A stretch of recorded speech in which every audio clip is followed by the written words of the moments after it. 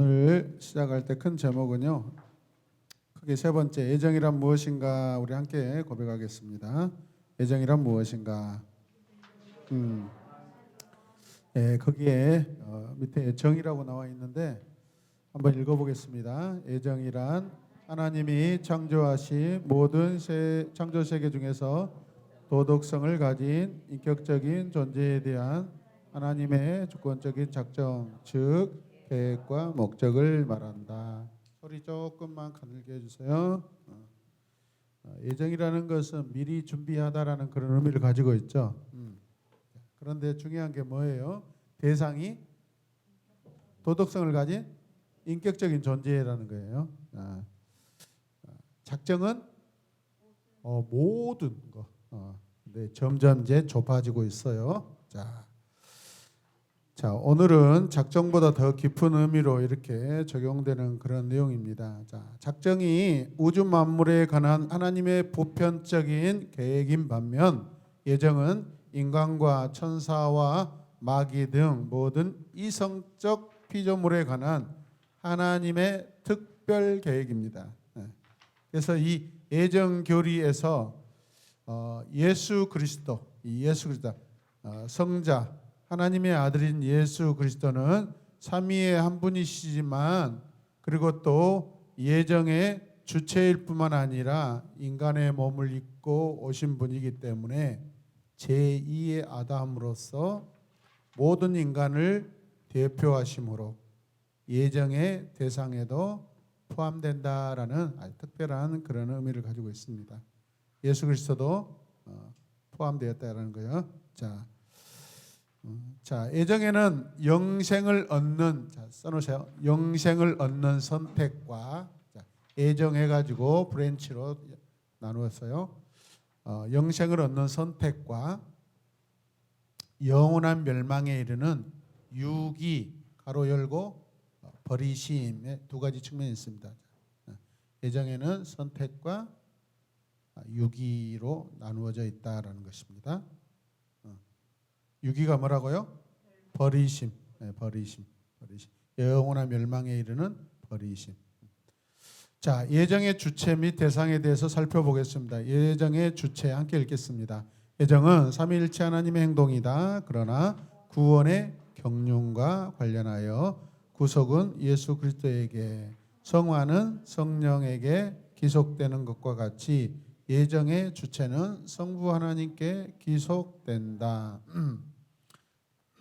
거기 보면은 저 첫 번째 줄에 경륜을 우리가 사역으로 바꾸면 더 이해하기 쉽다고 말씀드렸고, 기속된다라는 것은 뭐죠? 포함을 의미하지만은 저는 그냥 담당이라는 단어로 대처해도 괜찮다 생각합니다. 그러니까 성화는 성령에게 담당되고, 그죠? 예정의 주체 성부 하나님께 또 담당된다라고 그렇게 써셔도 되겠습니다. 자, 예정의 대상은 하나님의 모든 인격적인 존재의 도덕적 피조물이다. 거기에 잘 줄 좀 그어놓으시기 바랍니다. 자, 예정의 대상 첫 번째 뭐예요? 온 인류, 선인과 악인을 포함하는 온 인류입니다. 온 인류 예정의 대상이.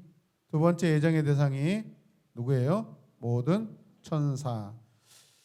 선한 천사와 악한 천사, 그리고 선택받은 천사와 선택받지 못한 천사. 아까 선택받지 못하다는 걸 어떤 의미라겠죠? 유기. 자, 여기에서 그 선한 천사, 악한 천사, 선택받았냐, 선택받지 못했냐라는 것은 복잡하게 생각하지 말고요. 결과론적으로 우리가 먼저 이렇게 정의를 설정해 놓으면 더 쉬울 것 같아요. 영원한 하나님 나라에 들어갈 것인가 안 들어갈 것인가 선택을 그렇게 결론적으로 먼저 설정해 놓은 게 우리가 이해하는 데 좀 편할 것 같아요. 성경은요, 선한 천사와 악한 천사를 모두 예정에 포함하고 있고요. 성경은 거룩한 천사들과 타락한 천사들에 대해 명백히 성경은 언급하고 있습니다. 그리고 선택받은 천사들과 선택받지 못한 천사들에 대해서도 성경이 말씀하고 있습니다. 세 번째 애정의 대상은 누굽니까? 예수 그리스도. 자, 선하신 하나님의 특별한 기쁨의 대상이라는 거예요. 부연적인 설명이 좀 많죠. 선하신 하나님의 특별한 기쁨의 대상으로 예수 그리스도가 예정되었다. 다른 말로 하면 성부의 사역을 완성시키는 자로서 예정되었다라고 그렇게 우리가 기록해놔도 좋겠습니다. 예정교리에서 예수 그리스도는요, 삼위 하나님의 한 분으로서 예정의 주체이실 뿐만 아니라 인간의 몸을 입으신 제2의 아담으로서 모든 인간의 대표가 되십니다. 제2의 아담이라는 것은 새 인류의 창조의 시작의 대표성을 가진 인간이라는 그런 의미입니다. 자, 그래서 중보자이신 예수 그리스도 역시 하나님의 애정의 대상이고요. 그리고 중보자이신 예수 그리스도가 선하신 하나님의 특별한 기쁨의 대상이었음을 의미하고 있습니다. 베드로전서 2장 4절 말씀 보실래요? 사람에게는 버림받았으나 하나님께는 뭐예요? 택하심을 입은 보배로운 산돌이다. 그 다음에 1장 20절 어딨냐? 네, 그냥 넘어가겠습니다. 자, 그 다음에 크게 다 예정의 두 부분, 뭐가 뭐? 선택과 유기. 유기는 버려짐. 자, 예정은 하나님의 주권적이고 은혜로운 선택과 하나님의 은혜로운 유기로 나뉜다. 유기도 하나님의 은혜다라고 지금 하고 있어요. 왜 이렇게 표현할까요? 사람을 버리시는 것도 하나님의 선하신 계획 가운데 있다라는 거죠. 악하다고 그냥 악으로 규정하는 것은 하나님의 본성 속성에 이렇게 적용이 되기 때문에 그렇게 표현하는 거예요. 엄마 아빠가 어떤 일을 하실 때 실수가 있다 할지라도 엄마 아빠의 본성, 본질, 자녀에 대한 본성은 뭐예요? 선하셔요. 그런 것과 같습니다. 자, 그 다음에 잘 들으셔요. 자, 하나님이 창조하신 모든 창조 세계 중에서 인격적인 존재에 대한 이 하나님의 주권적인 작정을 우리는 예정이라고 그랬죠. 자, 그런데 이 예정이 뭐라겠어요? 인격적인 대상에게 지금 적용되고 있다는 것입니다.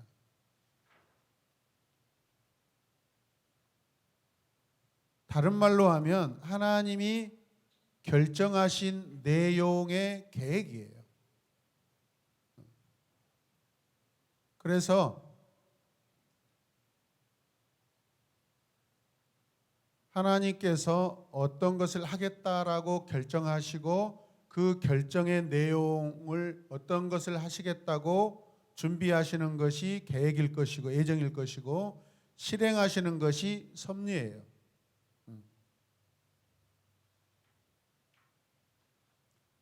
자, 예정은 하나님의 주권적인 은혜로운 선택이고요. 하나님의 이 의로운 유기, 다른 말로 하면 버림이라고 했죠. 이걸 나누어서 이제 생각하면서 우리가 생각해 볼 건데, 하나님은 자기 영광을 위해서 사람들과 천사 가운데 일부는 영원한 생명을 얻도록 예정하셨고 또 일부는 영원한 사망에 이르도록 예정하셨다. 우리가 듣기에는 오해 소지가 있습니다. 하나님이 그러면 영원 전에 어떤 계획을 하실 때 너는 살리고 너는 죽여라고 그렇게 우리가 오해할 수 있어요. 근데 그 의미가 아니에요. 조건이 붙어 있어요. 뭘까요? 말씀에 따르면 선택받고 구원받고 하나님의 그 말씀에 불순종하거나 거역하면 영원한 심판 멸망에 이르는 버려짐 유기를 당한다라고 이런 부연 설명이 지금 우리가 지금 빠져 있어요. 지금. 그러니까 여러 이단들이나 이런 데서 우리 장로교가 지금 치사하고 있는 애정론에 대해서 오해를 하고 있어요. 그 중간에 조건부를 지금 생각을 안 하고 지금 이렇게 판단하는 거예요. 손익 권사님은 영혼전에 살리는 사람, 김필환 목사는 영혼전에 죽일 사람이라고 하나님이 이렇게 딱 결정해 놓으신 게 아니란 이야기예요. 조건부가 들어가 있다는 거. 뭐가 있어요? 하나님의 순종하냐, 순종하지 않느냐에 따라서 그 순종의 법칙에 의해서 버려지기도 하고, 심판을 받다가도 어떤 순간에 돌이켜 순종하면 어떻게 해요? 다시 선택을 받는 거예요. 자, 그래서 지난주의 말씀, 우리 여호와께서 온갖 것을 그 쓰임에 알맞게 지으셨으며 악인도 악한 날에 알맞게 하셨다라는 그 말씀, 잠언 12장 4절 말씀을 기억하시길 바랍니다. 자, 그래서 애정은 무조건 정해놓은 게 아니란 이야기예요. 그냥 죽은 자 살린 자 이렇게 그냥 단순하게 그런 내용이 아니란 이야기예요. 자, 애정은 다시 말씀드립니다. 자, 심판받을 자가 있는데, 버려질 자가 있는데 왜요? 불순종했을 때. 구원 얻을 자는 순종하였을 때. 이 조건 성립이 되었을 때 이 두 가지가 완성된다라는 거예요. 이해되시죠? 지금 이게 오해 소지가 있단 말이에요. 이단들도 이걸 오해한단 말이에요. 그냥 무조건 하나님은 영원 전에 누구를 죽이고 누구를 살리고 다 정해놨어. 이게 아니란 이야기예요. 이해되십니까? 자, 선택으로 가겠습니다. 선택의 정의. 선택은 인류 중에서 예정하사, 같이 읽어요. 예수 그리스도 안에서 구원하기로 작정하신 하나님의 영원한 목적이다. 여기도 마찬가지예요. 여기도 문장을 좀 더 수정할게요. 예수 그리스도 안에서 순종하는 자를 구원하시기로 작정하신, 이렇게 해놔야 돼요. 이해되시죠? 자, 그래서 하나님은 창세전에 인류 중에서 순종하는 자를 영생하도록 예정된 자들을 선택하셨습니다. 자, 바울 사도는 성도에게 주신 이 신령한 복을 언급하면서요, 창세전에 그리스도 안에서 우리를 택하셨다라는 표현을 사용합니다. 바울의 의도도 마찬가지입니다. 선택받은 자는 무조건 하나님께 순종하고 하나님을 신뢰하는 자입니다. 자, 그래서 이 선택이라는 것은 하나님이 그의 영원 불변하시는 목적과 그 기쁘신 뜻과 그 오묘한 계획을 따라 정해진 거예요. 단순히 거저 베푸시는 하나님의 은혜와 사랑으로 우리가 가능하다라고 생각됩니다. 또 미래에 그들이 어떤 신앙을 가질지, 어떤 선행을 할지에 대해서 하나님이 미리 아셔요, 모르세요? 다 아셔요. 하나님의 능력으로 아셔요. 그러나 이것을 가지고 과거에 영원전에 하나님이 미리 아셨다라고 하는 것을 우리는 하나님의 예정이라고 그래요. 최근에 이렇게 두드러진 논쟁의 언어입니다. 예지라고 적어놓으세요. 이게 오류가 있는 그러한 뜻이라는 것을 가르쳐 드리려고 하는 거예요. 하나님 능력이 있으시니까 영원전에 누가 살고 누가 죽고 누가 순종하고 불순종한 거 알아요, 몰라요? 알죠. 네. 하나님은 전지하신 분이니까 알죠. 그렇다고 해서 영원전에 이 다 그냥 단순하게 결정해 놓으신 게 아니란 이야기예요. 자, 예정은 성경적이지 않고요, 하나님의 본성에 맞지도 않아요. 그러면 영원전에 하나님이 악한 자를 무조건 심판하겠다. 그러면 사랑도 없고 자비도 없어요. 긍휼도 없어요. 이런 하나님의 속성과 거스르게 된다라는 거예요.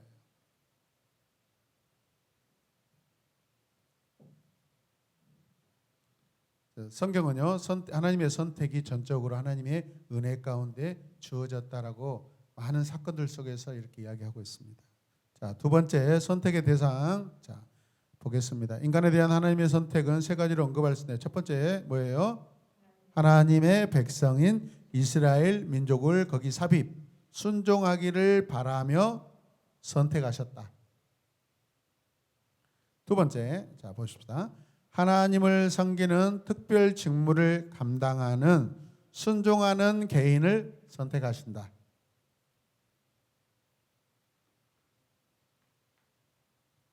자, 하나님은 굉장히 넓으신 허용을 가지고 계세요. 다 가능성을 주시고 모든 사람이 다 선택받을 수 있도록 다 문을 열어놓으셨어요. 예를 들어서 우리 구약 성경을 보면 하나님께 특별하게 이렇게 선택받는 것, 구원 차원이 아니라 하나님이 사용하시려고 하는 그 체제가 있어요. 구조가 있어요. 그게 뭐죠? 장자 우선 선택이에요. 그죠? 우리도 마찬가지. 지금 이 시대에 우리 가정도 항상 큰아들에게 더 집중되어 있고 더 책임이 있어요. 그래서 그 큰아들, 지금 유산법도 큰아들에게 더 많은 재산을 줘. 왜? 가족들을 부양하라고 책임을 가지고. 이게 하나님의 법이에요. 그런데 이 장자 우선 선택을 받아들이는 의인이 있는 반면 깨달지 못하고 거부하는 장자들이 훨씬 더 많았습니다. 족보를 보면. 장자 우선 선택으로 배려를 했지만 어때요? 거기에 순응하지 않는 자들 있었고, 오히려 둘째나 셋째가 하나님의 뜻에 순종하였을 때 선택받은 케이스가 많잖아요. 바로 이런 것들이에요. 무조건 살 자, 죽을 자, 버릴 자 이러지 않는다라는 거예요. 아멘입니까? 예. 우리 가정에서 마찬가지야. 장남이 잘하는 장남도 있지만은 조금 힘들게 하는 장남도 있어요. 막내라서 부족할 것 같지만은 어떨 때 보면은 훨씬 더 이렇게 마음이 더 이렇게 넓고 부드러운 또 자녀들도 있어요. 다 다릅니다. 자, 그 다음에 세 번째 보십시다. 하나님의 후사가 될 순종하는 개인을 선택. 이렇게 삽입을 해놓죠. 하나님의 후사가 될 순종하는 개인을 선택. 굉장히 중요한 내용, 선한 조건이 들어 있습니다. 자, 두 번째 크게 6위 가겠습니다. 6위의 정의 같이 읽어볼까요? 하나님은 인간의 죄를 용서하시고 구원을 베푸시지만 어떤 사람들은 그들의 죄 가운데 그대로 내버려 두어서 치욕의 형벌과 하나님의 진노를 받게 함으로써 자신의 공의를 나타내기로 작정하셨다. 자, 보세요. 자, 제가 다시 읽겠습니다. 어떤 사람들은 그들의 죄 가운데 회개하지 않을 때 그대로 내버려 둔다. 맞죠? 네. 그 다음에 그 마지막 그 줄에 하나님의 진노를 받게 함으로써 삽입, 하나님의 사랑과 은혜의 공의를 나타내시기로 그에게 작정하셨다라고 이렇게 조금 더 우리가 이해하기 쉽게 지금 제가 삽입 부가를 넣습니다. 받게 함으로써 하나님의 사랑과 은혜의 공의를 나타내기로 작정하셨다. 자, 애정에서 지금 선택과 유기를 지금 다루고 있습니다. 자, 유기라는 말은 버린다라는 뜻입니다. 자, 선택은 하나님이 자신의 영광을 위하여 능동적으로 개입합니다. 능동적으로. 그러나 영원한 생명을 얻도록 예정하신 뜻을 가지고 계시지만 유기는 하나님이 자신의 죄로 인하여 치욕의 형벌과 하나님의 진노를 마땅히 받아야 할 이들을 수동적으로 내버려 둔다. 능동적과 수동적을 지금 말하고 있습니다. 선인에게는 하나님이 굉장히 적극적으로 능동적으로 이렇게 하시지만은 죄인에게는 왜 수동적일까요? 죄를 짓도록 하나님이 능동적으로 개입하지 않으신다라는 거예요. 그런 표현이에요. 죄인들이 그냥 자기들이 죄를 짓는 것을 그냥 바라보신다라는 겁니다. 그게 하나님이 능동적으로 개입하지 않는다라는 거예요. 다른 말로 하면 하나님이 죄를 생산하지 않으신 분이다. 죄를 짓도록 도와주신 분이 아니다라는 거예요. 죄는 인간이 스스로 만들어내고 스스로 넘쳐나게 한다라는 것을 지금 말하는 것입니다. 그러므로 무조건적 심판이 아닌 하나님이 초청에 응하지 않고 말씀에 순종하지 않고 부름에 거역하는 자, 하나님의 의에 합력하지 않는 자는 어떻게 해요? 유기당하는 거예요. 버림을 당하는 것입니다. 무조건적 심판이 아니라 하나님의 초청에 응하지 않고 말씀에 순종하지 않고 부름에 거역하는 자, 하나님의 의에 합력하지 않는 자. 그래서 귀와 생각이 막히면 아무리 무슨 말을 좋은 말을 해도 듣지 않죠. 반응을 안 하죠. 왜? 이미 그 대상자가 그냥 하나님에 대해서 관계를 스스로 끊어버리고 귀를 막아버리기 때문에 무슨 말을 해도 반응하지 않습니다. 이게 대표적으로 죄인이 멸망하는 길입니다. 그런데 하나님은 또 그 과정 가운데서도 아예 숨이 뚝 끊어지기 전까지도 하나님은 계속 구원의 여유를 열어놓으셔요. 누가? 주의 십자가 곁에 이렇게 달린 한 강도, 한편의 강도처럼. 얼마나 은혜입니까? 우리도 마찬가지죠. 마치 한편의 강도처럼. 우리가 무슨 판단력이 어디 있고 분별력이 어디 있어요? 죽음이 내 목전 앞에 두었을 때 억울하다, 화난다, 그런 감정적으로 그냥 막 대치되고 충만할 건데, 그래서 우리는 겸손해야 된다고 생각해요. 적어도 우리는 사형 심판대 앞에서 겸손해야 된다 생각합니다. 거기서 기적이 일어나요. 생명을 얻는 기적이 일어나요. 자, 두 번째 유기의 이중적 목적 하겠습니다. 거기에 뭐라고 되어 있죠? 중생과 구원의 은혜를 베푸실 때 일부 사람을 버려두시고 간과하시는 목적. 자, 중생이 뭐죠? 거듭남. 구원의 은혜는 영생. 간과하신다는 건 무슨 뜻이죠? 그냥 관심을 버려버리는 거예요. 두 번째 유기의 이중적 목적은 선택받지 못한 자들의 죄로 인하여, 선택받지 못한 자들의 죄로 인하여 수치와 하나님의 진노를 그들의 탓으로 돌리려는 목적을 하나님이 가지고 있습니다. 이건 하나님의 속성 때문에. 그래서 심판은 죄인 스스로의 의지적 선택의 결과라는 것입니다. 심판은 죄인 스스로의 의지적 선택 결과라는 것입니다.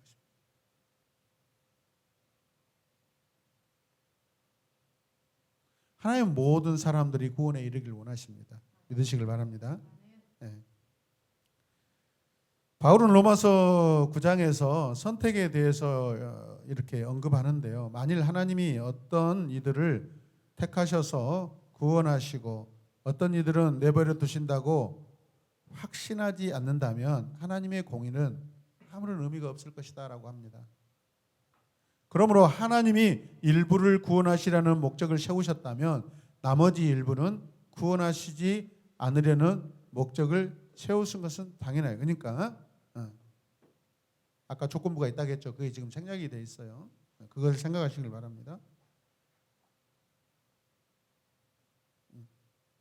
하나님의 선택과 유기는 철저하게 성경적입니다.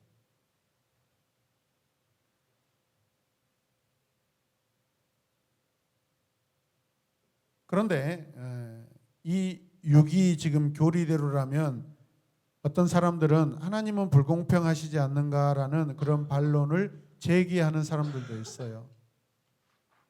그러니까 제가 지난번에 말씀드렸던 우리 사돈의 그 구원파에 빠진 사돈 장로교는 애정론을 믿는데 그 애정론이 뭐냐? 하나님이 이미 누구는 구원할 자 누구는 멸망시킬 자를 그냥 아예 정해놓고 하신 거 아니냐? 모르는 거죠. 이 교리를 모르는 거. 하나님의 그 마음을 모르는 거예요. 그냥 율법적으로만 생각하는 거예요.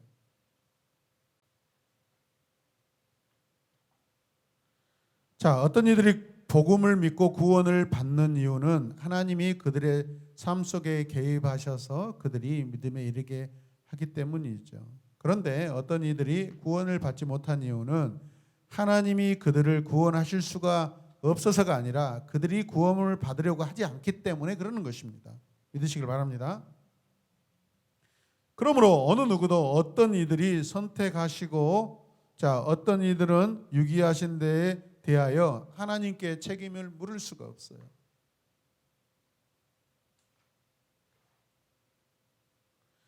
하나님이 어떤 이들을 구원하시지 않는다 할지라도 하나님은 오르십니다. 그 하나님의 조건 충족을 모르는 거예요. 선지자들이 계속 끊임없이 이스라엘 백성들에게 너희들 구원받아라 하는 것보다 뭘 외치죠? 회개하라를 더 많이 외쳐요. 왜? 회개는 생명을 얻고 구원을 얻은 그냥 조건이기 때문에. 너희들 구원받아라. 아니 싫은데요. 회개를 촉구합니다. 지금 이스라엘 백성의 현재의 상태를 계속 지적하면서 그게 죄죠. 죄를 행하고 있는. 그 죄는 하나님의 의와 상반되는 것이기 때문에. 자, 잠깐만 선택과 유기 교리가 우리에게 주는 유익 보겠습니다. 자, 첫 번째가 뭐예요? 선택 교리는 우리를 겸손하게 한다. 우리는 오늘만 열심히 막 양육받고 한 10년 나는 10년 동안 열심히 하고 이제 막 은퇴하고 막 좀 쉬어야겠습니다. 그런 논리는 절대 맞지 않습니다. 그것은 겸손한 태도가 아닙니다. 우리는 이 땅을 떠날 때까지 우리는 늘 겸손하고 하나님을 사모해야 됩니다. 하나님이 시키면 모든 것 다 하겠습니다. 이 내가 80, 90, 100세가 될지라도 하나님이 노년의 이 나이를 통해서도 하나님 영광 받으시고 나를 사용해 주십시오라고 그렇게 겸손하게 우리가 태도를 갖춰야 됩니다. 자, 두 번째 뭐예요? 선택 교리는 하나님의 은혜를 깨닫게 하고 감사하게 한다. 그죠? 이 악한 세대에서도 하나님의 선을 선택하며 인내하고 살면 구원의 선물을 누리는 하나님은 공평하십니다. 우리가 정말 뭐 높은 직위를 얻지 못하고 정말 우리 다 최선을 다하잖아요. 우리 인생들. 우리 각자의 형편 안에서 상황 안에 최선을 다하잖아요. 근데 세상 논리는 안 맞아. 세상은 답이 돼야 돼. 세상은 100번 잘하다가도 한 번 실수하면 끝입니다. 근데 하나님 나라에서는 수억 번 실수를 하더라도 딱 한 번 잘해버리면 돼요. 그게 회개예요. 얼마나 은혜고 감사하고 공평합니까? 아, 연약한 자들도 하나님이 살리시는구나. 그 은혜죠. 공평이죠. 하나님의 의의 공평이죠. 자, 세 번째, 선택 교리는 하나님을 바르게 알고 풍성하게 뭐예요? 예배하도록. 이런 상황 때문에 우리는 하나님을 예배하지 않을 수 없습니다. 하나님의 구원을 바라는 자들이 하나님을 예배할 수 있는 줄로 믿습니다. 여러분, 하나님께 무관심한 자는 예배할 수 없어요. 뭐 몸이 아프다, 뭐 상처받았다, 뭐 상황이 어쨌다 저쨌다, 그거는 자기 입장이야. 원래 우리 인간은 우리가 타락한 본성, 타락한 아담, 거기서부터 시작하면 안 됩니다. 우리 인류의 시작은 어디예요? 태초에 하나님이 천지를 창조하시고 모든 상황들, 온 천지 만물들을 다 지어놓으시고 한 사람 인류를 위해서 얼마나 우리가 사랑받고 사랑하는 존재였습니까? 거기에서부터 시작해야 돼요. 우리 죄의 인간으로부터 시작하면 안 됩니다. 그래서 하나님이 성경에서 항상 회복을 말씀하시는 것은 원래 우리는 하나님과 완전한 관계에 있던 자들인데 우리가 지금 후패한 타락한 본성, 아담의 죄를 범한 아담의 후손으로 지금 살아오고 있는데 그것을 다시 돌이키겠다라는 그런 하나님의 본심이에요. 그래서 회복이 있는 거예요. 항상 회복입니다. 회복. 네 번째, 선택 교리는 전도와 선교를 촉진시키죠. 그러죠. 이 믿음의 확신 때문에, 하나님의 은혜 때문에, 하나님 사랑한 자를 선택하시고 구원하신다, 영생케 한다라는 그것 때문에 우리가 전도할 수 있고 선교할 수 있는 겁니다.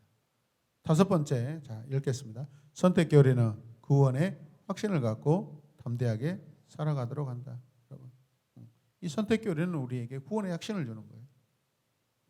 믿는 자는 더 신실하도록 되어 있습니다. 여섯 번째, 선택교리는 능력 있는 기도를 하게 해준다. 능력이 뭡니까? 이건 하나님의 능력이죠. 이 능력은 어디서 와요? 하나님께 대한 확신에서 오는 거죠. 그럴 때 하나님이 개입하셔요. 개입해서 나타나는 일이 뭐죠? 기도죠. 능력이죠. 기적이죠. 일곱 번째, 유기교리는 하나님의 목적이 반드시 성취될 것이라는 확신을 줍니다. 여덟 번째, 유기교리는 구원이 오직 하나님의 은혜로 된 것임을 깨닫게 합니다. 아홉 번째 같이 읽을까요? 유기교리는 인간의 어떤 공로나 노력도 구원에 기여하지 못함을 깨닫게 한다. 만약에 이 하나님의 선택의 교리를 믿지 않고 인간 자신이 하나님을 믿지 않는 상태에서 스스로의 방법으로 구원받을 수 있다라는 것은 그게 공로죠. 인간의 스스로의 공로, 인간 스스로 구원받을 수 있는 길이다라고 말할 수 있겠죠. 근데 이건 불가하죠. 인간의 공로는 효력이 없습니다. 자, 마지막 열 번째, 자 읽을까요? 선택과 유기교리는 성경에 있는 명백한 진리이다. 예. 진리가 뭡니까? 하나님의 뜻, 하나님의 방법, 하나님의 사랑이죠.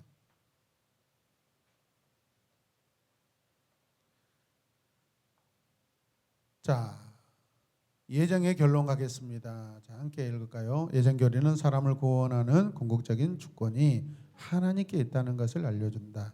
예정교리, 선택교리는 바르게 이해할 때 큰 유익을 얻는다. 구원이 우리의 변덕스럽고 변화무쌍한 결심에 근거하지 않고 영원 불변한 하나님의 작정과 예정에 근거하고 있다는 것을 깨닫게 되기 때문이다.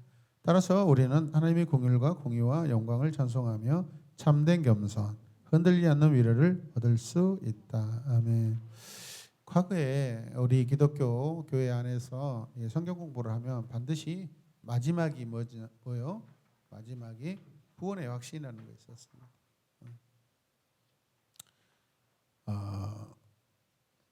이 부분들이 왜 필요했죠? 뭐 분명하게 성령 체험을 하고 분명하게 하나님을 그냥 확신 있게 믿는 아이들도 있지만은 믿는데 뭔가 조금 이렇게 약간 그런 것은 우리 각 사람의 다양성 때문에 충분히 나타날 수 있습니다. 어떤 분은 믿는데 성격상 소극적으로 믿는 분이 있고 적극적으로 믿는 분이 있고 막 목숨을 막 내놓고 막 그런 막 무자비하게 막 믿어보려고 하는 그런 스타일. 이건 다양성입니다. 구원 이후에 사람들의 그 성격의 다양성입니다. 그런데 이게 나중에 소극적인 이 신앙 태도가 나중에 문제를 일으킬까봐 구원의 확신을 우리가 주고 확인하는 것은 교리적으로 다시 고백을 듣고 사랑하느냐 믿느냐 이런 것을 확신하고 그러면 너는 절대 멸망의 길로 가지 않아라는 위로를 우리가 주는 것이죠. 할렐루야. 네, 필요하다고 생각합니다. 그리고 거기에 책임 있는 신앙생활, 성화의 생활을 우리가 강조하는 것이 당연하다고 생각하고. 자, 그 다음에 두 번째 큰 테마 가겠습니다. 섭리에 대해서. 자, 섭리. 자, 섭리의 정의 읽겠습니다. 섭리란 하나님이 창조하신 우주 만물의 모든 피조물을 보존하시고 그 우주 만물이 자신이 목적을 향하여 움직이도록 다스리시고 운행하시는 하나님의 사역이다. 여기 이제 잘 나오죠. 이제 하나님의 사역이다. 하나님의 일하심, 하나님의 개입. 그래서 섭리는요, 하나님이 태초에 세상을 만든 이래로 세상에서 무엇을 행하시고 계신지를 나타내는 하나님의 계속적인 활동이에요. 계속적인 활동. 하나님의 사역은 영원전, 태초에, 과거, 현재, 미래, 또 미래적인 영혼의 세계까지 계속 일하시는 분이죠. 그것을 섭리라고 한다라는 거예요. 또 쉬운 말로 하면 하나님의 창조 후에 계속된 활동이다라고 말할 수 있어요. 창조 후에 계속된 활동. 여러분 지금도 작은 창조들이 일어나요? 안 일어나요? 일어납니다. 우리 눈에 보이지 않지만 또 우리 눈에 보이는 작은 창조들이 있습니다. 근데 이것도 마찬가지예요. 더러 보수적인 분들이 하나님이 이미 창조해 놓으셨는데 무슨 또 창조를 하냐. 그건 하나님을 잘못 생각하고 하나님을 없이 여기는 거다라고. 그렇지 않습니다, 여러분. 소나무 한 그루가 여러분 수명이 다하면 어떻게 해요? 산란수 죽죠. 근데 다시 씨가 떨어져서 그 나무 주변에 또 다시 똑같은 소나무가 계속해서 하나님의 창조의 섭리대로 계속해서 계속 활동할 수 있도록 사람이 인간이 손을 안 대도 알아서 다 됩니다. 지리산 올라가서 누가 풀베 주고 하는데 합니까? 그렇잖아요. 그냥 알아서 다 질서 있게 생명이 닿으면 수그러들고 말라서 죽고 다시 새로운 풀들이 올라오고 나무가 올라오고 이건 하나님의 창조 계속되는 활동이십니다. 이걸 섭리라고 하는 거예요. 아멘이죠. 자, 섭리의 대상 첫 번째 뭐예요? 모든 우주. 두 번째, 세 번째 동물의 세계. 그 다음에 네 번째, 그 다음에 다섯 번째, 여섯 번째, 일곱 번째, 여덟 번째. 네. 저는 어젠가 이란의 에브라힘 라이시 대통령이 헬기 사고로 죽었잖아요. 이 사람이 보통 사람이 아니더만. 특히 이란은 이슬람 중에서 시아파거든요. 시아파고 저기 그 사우디아라비아는 수니파거든요. 이게 두 파가 이렇게 항상 갈등을 해요. 이 사람이 이스라엘의 시오니즘은 이 세상에서 없어져야 된다라고, 그러니까 자기의 대적을 이스라엘로 이렇게 항상 이렇게 생각하고 있던 사람이에요. 헬기 사고로 죽었는데 이 사람의 특징이 뭐냐면 그 수니파 쪽 나라들의 최고의 지도자가 되길 바란 사람입니다. 강력한 통치를 가지고. 물론 다 그러겠죠. 우리도 지금 보면은 지난번에 그 발표할 때 내가 대통령이 된다면 다른 종교들 싹 없애버리고 오직 기독교만 남게 하겠다고 그랬잖아요. 굉장히 위험한.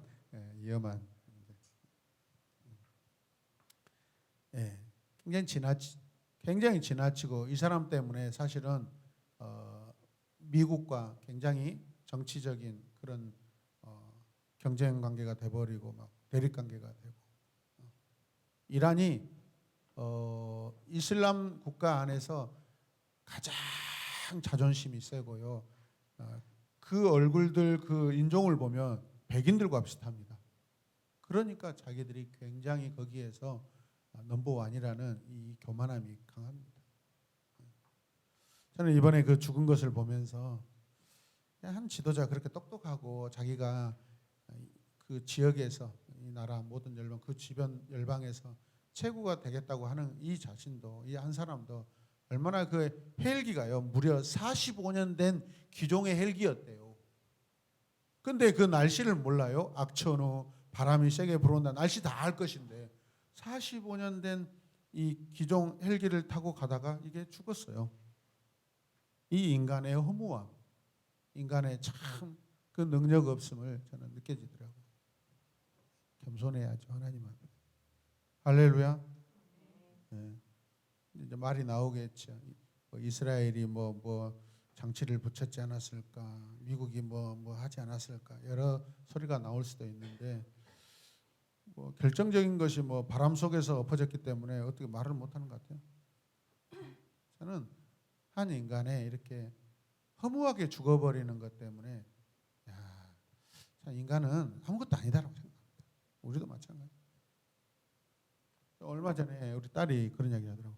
이런 이야기를 하다가 엄마 그러면 참 우리가 이 정말 날마다 우리 눈앞에 보이고 보이지 않는 그 죽음의 사고 속에서 우리가 지금 살고 있는 거 기적이네요. 맞습니다. 그래서 우리는 감사할 수밖에 없습니다. 겸손하게 살 수밖에 없습니다. 할렐루야. 자, 아홉 번째. 자, 뭐예요? 악인의 적발과 형벌. 열 번째, 하나님의 백성의 필요를 공급하심. 11번째, 기도의 응답. 기도의 응답. 거기에 이렇게 써놓으시면 좋겠어요. 하나님을 바라는 자들에 대한 공급. 이렇게. 응답은 공급이죠. 공급. 자, 섭리의 세 가지 요소를 살펴보도록 하겠습니다. 첫 번째 뭐예요? 보존인데 존재와 관계. 자, 하나님이 만물을 창조하실 때 부여하신 특성과 능력에 따라 그 만물을 유지하시는 하나님의 계속적이고 지속적인 사역이다. 보존은 굉장히 중요합니다. 성경은 하나님이 자신이 만드신 만물을 보존하신다고 계속해서 가르치고 계십니다. 보존은 하나님이 만물을 계속해서 존재하게 하십니다. 그러므로 우리는 결코 하나님이 세상을 창조하시고 스스로 살아가도록 하셨다라고 하는 자연신론에 빠져서는 안 됩니다. 이게 나중에 우리가 좀 다룹니다. 자연신론. 피조물은 항상 하나님께 의존하는 상태로 존재하고 유지되는 것입니다. 최근에 저는 말세에 대해서 많이 좀 생각을 해봤습니다. 한 몇천 년 있다가 말세가 오지 않을까? 몇만 년 있다가 오지 않을까? 근데 생각해봤자 답도 없는 거 혼자 바보같이 생각하고 있더라고. 그 하나님이 알아서 하실 일이고, 그 하나님의 시간은 하루가 천년 같고 천년이 하루 같다고 말씀하신 걸 생각했을 때, 자, 하나님의 관점에서 한번 생각해 보십시오.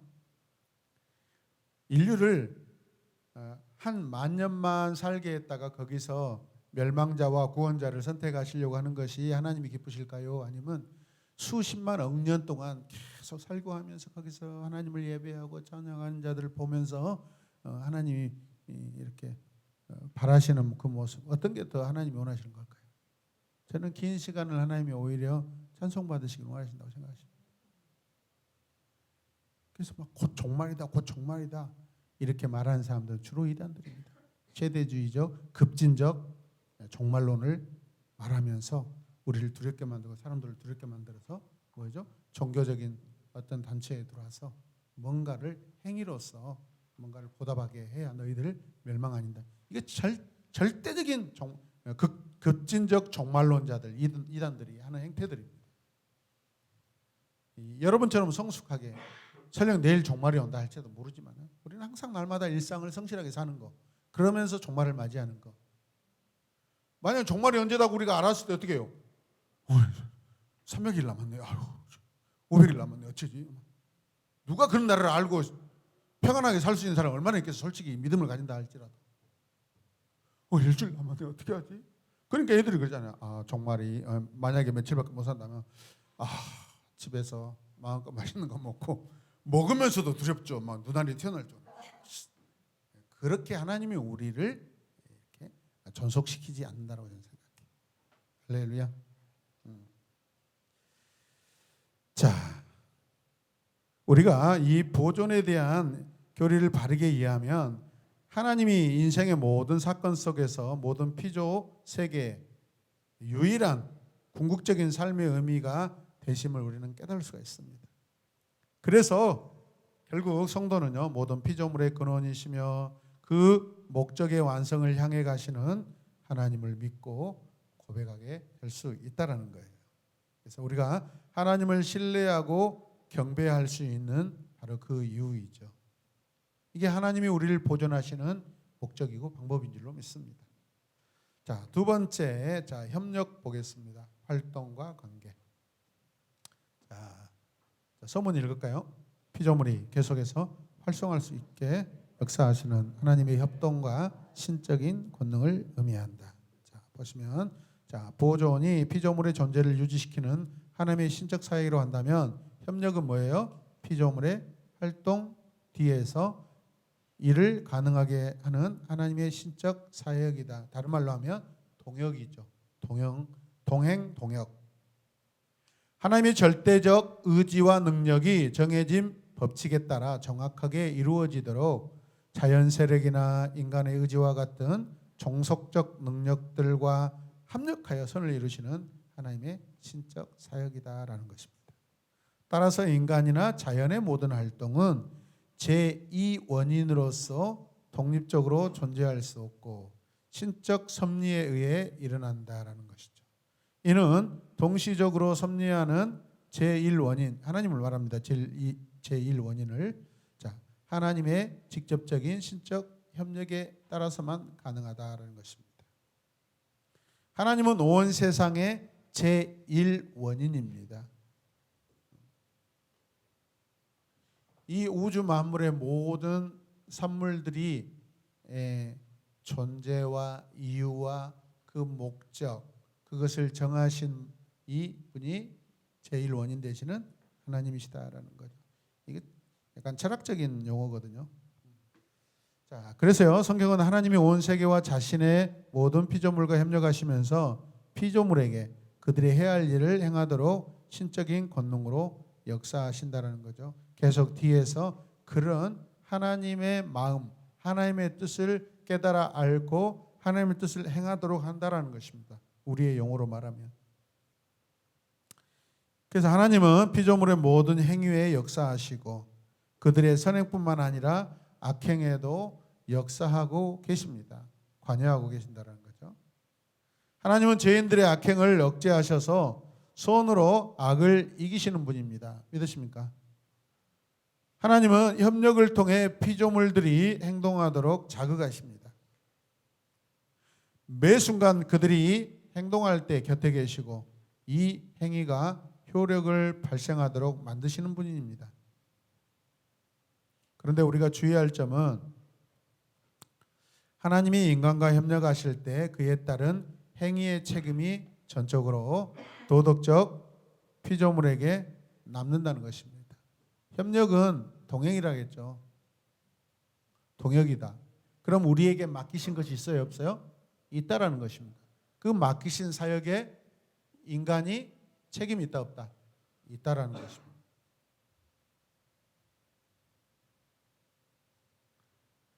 하나님은 자신의 계획과 목적을 완성하는 데 성도들이 참여하도록 초청하셔요. 그래서 우리 교회가 아주 표본 좋은 모델의 그런 교회죠. 사실은 전성도가 사역하는.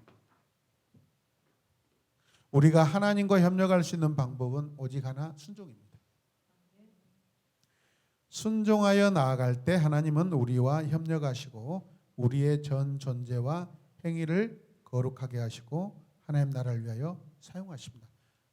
여기에 빗대어서 방금 바로 이 설명에 빗대어서 아담이 처음은 순종했지만 나중에 가서 순종해 안 해요? 협력에 대해서 순종 안 하고 오히려 자기가 제1원이다라고 거기에 드러나기 시작합니다. 세 번째, 통치, 인도와 관계. 함께 읽겠습니다. 통치는 하나님이 만물을 자신의 계획과 목적에 따라 주권적으로 다스리고 자신의 신성한 목적을 이루기 위해 행하시는 지속적인 활동을 의미한다. 섭리 안에 이런 것들이 있다라는 거예요. 구체적으로 통치의 대상은 외면적 세계, 이성적이거나 비이성적인 피조물, 큰 일과 작은 일, 일반적인 일과 특별한 일, 선행과 악행, 이스라엘과 열국 등의 모든 영역이다. 따라서 인간으로서는 하나님의 통치의 양식, 방법을 알 수 없고 또한 그 누구도 이 역사를 막을 수 없다. 비록 하나님의 대적이 있다 할지라도 도리어 그것은 그분의 위대한 목적을 이루는 데 이용될 뿐이다. 하나님은 악을 손으로 이루시죠. 그리고 이 대적자를 나중에 순종하게 하셔서 하나님께서 영광을 받으십니다. 이게 하나님의 통치예요.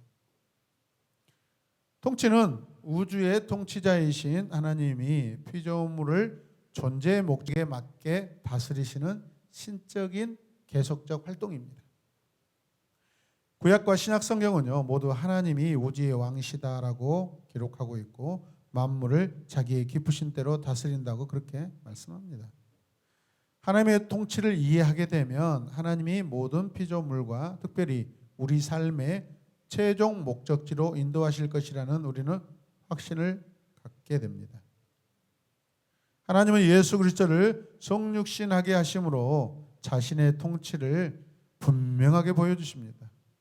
예수 그리스도를 통하여 우리를 구원하시는 수단으로 십자가를 사용하셨습니다. 그러니까 십자가는 저주의 상징인데 믿는 우리에게는 은혜의 상징이 됐죠. 하나님이 그렇게 바꾸시면서 주권을 가지고 통치하셨다는 거죠. 이방인들이 얼마나 이해가 안 되겠어요. 로마인들이 저주의 십자가에 달린 예수를 자기들의 큐리오스다고 그렇게 믿어대니 이해할 수 없는 아이러니죠. 근데 그들이 그렇게 믿고 행하는 것이 허무맹랑한 줄 알았더니 그 로마의 통치, 로마의 어떤 그 제국의 이념과는 전혀 다른 힘과 능력, 지배, 어떤 권위, 그게 아니라 성김과 희생과 사랑으로 이 기독교인들이 그렇게 살아가는 모습을 보고 그들의 모든 정신적인 체제가 바뀌기 시작하죠. 아, 이런 것도 있구나.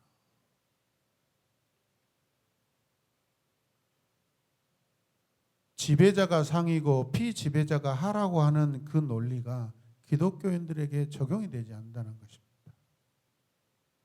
우리는 지는 것이 이기는 것입니다.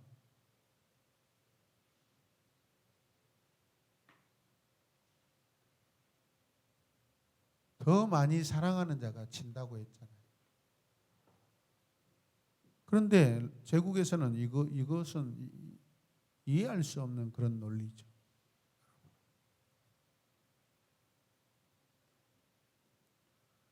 로마의 시체들을 기독교인들이 나서서 정리하고 사람들이 하기 싫은 일들, 그런 일들을 자처해서 하고 오히려 소외된 이웃들을 돌보고 그냥 버리잖아요. 병들고 약해지면 버리는 것이 로마의 방법인데 기독교인들은 오히려 더 살리려고 노력하고 로마 황제 그 가문 안에서 병들어 죽은 사람이 왜 없겠습니까? 어떤 불치병이 생겨서 생명의 위협을 느끼고 있는 사람이 왜 없었겠습니까? 그런데 밖에 소문을 들으니까 그 십자가에 죽은 그 갈릴리의 예수를 믿기만 하면은 죽은 자가 살아날 수 있다라는 그런 소식이 들리니까 어떻게 해요? 황실 가족들도 살고 싶어서 가서 진실로 마음을 내려놓으니까 거기에 하나님의 은혜가 임하잖아요. 사실은 그런 고대 영화들은 참 많죠. 성이라는 영화도 마찬가지고 예수님이 십자가에 달리실 때 입으신 그 겉옷 그게 처음에는 뭐 마술이 나타난 줄 알고 막 이렇게 버려라 만지지도 마라. 그런데 그 옷에 능력이 있는 것이 아니라 그 옷을 입고 인류를 위하여 죽으신 그 주님의 그 희생, 그분의 그 사랑을 믿었을 때 그 겉옷 성의를 통하여서 나타나는 하나님의 기적과 치유와 은혜가 있었다라는 것이죠. 할렐루야. 그래서 군 지휘관들이 막 이렇게 바뀌고 가족들이 바뀌고 그래서 무력으로 통치하지 않고 오히려 다른 사랑의 지휘관으로 바뀌어버리고 그때 대표적으로 뭐 백부장 이야기들 아니겠습니까? 할렐루야. 네. 자, 그래서 하나님을 반역한 우리 행위를 통해서 하나님 자신의 최종 목적지인 목적을 우리 하나님은 이루실 것이고 결국 역사의 완성 때 자신의 새로운 질서를 시작하실 줄로 믿습니다. 그 새로운 역사 어떤 역사일지는 우리 모르지만 그 장차 또 새롭게 이룰 그 질서의 세계도 선하시고 원더풀할 줄로 믿습니다. 우리는 이런 소망을 가져야 될 줄로 믿습니다. 자, 신학 상식 가겠습니다. 섭리의 교리에 대한 잘못된 견해. 자, 아까 나왔죠? 뭐예요? 자연신론, 이신론이라고 그러고. 자, 하나님이 세상을 창조하시고 세상의 법칙을 제정하시고 세상을 움직이게 해 놓으신 후 세상에서 손을 떼셨다고 주장한다. 결국 이 견해에 따르면 세상은 기계와 같으며 하나님은 멀리 계신 6분에 불과하다. 자, 이렇게 주장한 사람은 하나님을 인격적으로 만난 사람이 안 만난 사람이요? 안 만난 사람이죠. 그냥 세상이 돌아가는 그 체계만 이해하고 있는 사람이죠. 두 번째, 범신론 같이 읽읍시다. 하나님과 세상을 구별하지 않고 동일시하여 섭리교리를 인정하지 않는다. 또 세상에는 제2 원인이 없다고 보며 하나님을 세상에서 일어나는 모든 사건의 직접적인 조정자라고 본다. 인간의 행위까지도 하나님의 행위라고 주장하는 인간은 도덕적으로는 자유로운 존재가 아니며 따라서 자신의 행동에 아무런 책임이 없다고 주장한다. 이런 사람은 신앙에 아주 자유로운 아주 성숙한 자기 스스로의 인격을 가지고 하나님을 섬기지 못하는 거죠. 자, 일반 보통 섭리와 특별 비상 섭리. 자, 일반 섭리란 하나님이 우주 전체에 정해놓은 법칙에 따라 제2 원인으로 역사하신 섭리이다. 거기에 이렇게 써놓으시길 바랍니다. 창조 보존 법칙, 창조 질서 법칙.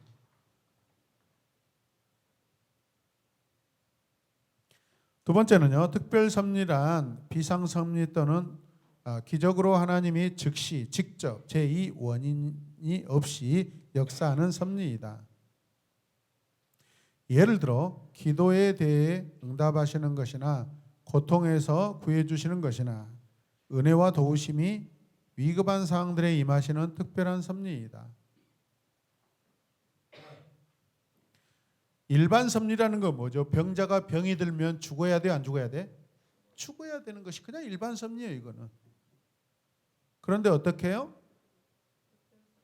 특별 섭리 중에 들어오면 하나님의 치료를 받아서 다시 사는 그런 은혜를 누리게 돼요. 자, 잠깐만. 자, 섭리가 우리에게 주는 이익. 자, 읽겠습니다. 1. 깨닫게 해주신다. 2.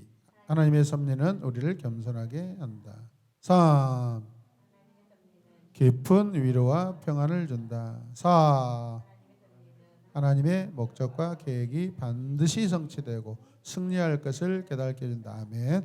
5. 하나님의 섭리는 우리가 져야 하는 책임이 있음을 깨닫게 해준다. 특별 비상섭리 또한 이적들의 성질을 보겠습니다. 섭리 속에서 이적은 중요한 위치를 차지한다. 이적은 하나님의 초자연적인 역사로 제2 원인의 중재 없이 성취되는 하나님의 사역이다. 제2 원인은 무슨 뜻인지 아시겠죠?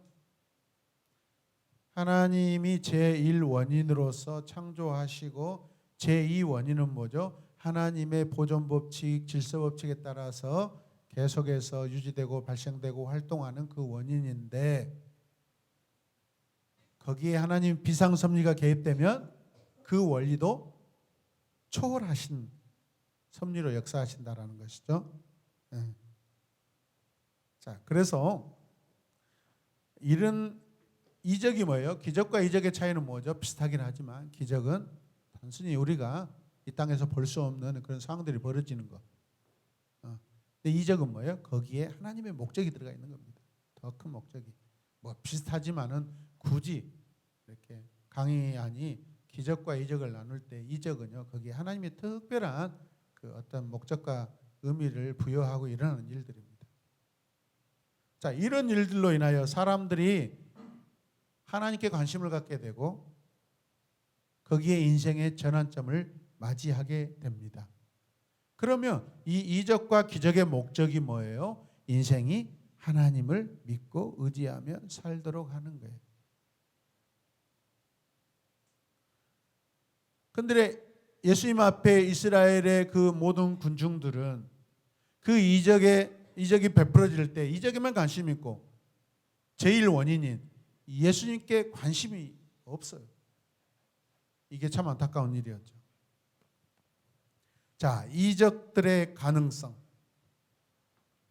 하나님이 제2 원인을 사용하시는 경우 비상의 방법으로 사용하심으로 초자연적인 것이다. 어떤 학자는 이 이적이란 자연 법칙을 어기는 것이므로 불가능한 것으로 간주하는데 잘못된 견해이죠. 자연 법칙을 어기고 초월되는 것, 초자연 법칙.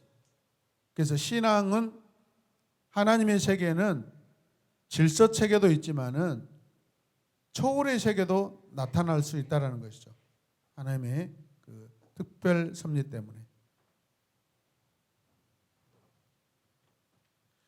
하나님은 일정한 질서를 따라서 일하신 것은 사실이지만 또 하나님이 이런 질서를 떠날 수 없거나 어기거나 혼란시키지 않는 채 특별한 결과를 일으킬 수 없다는 것이 아니라는 것입니다.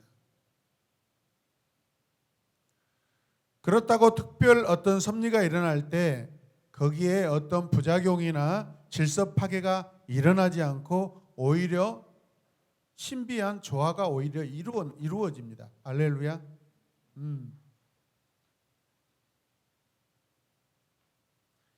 이 이적 또한 계시의 한 방편입니다.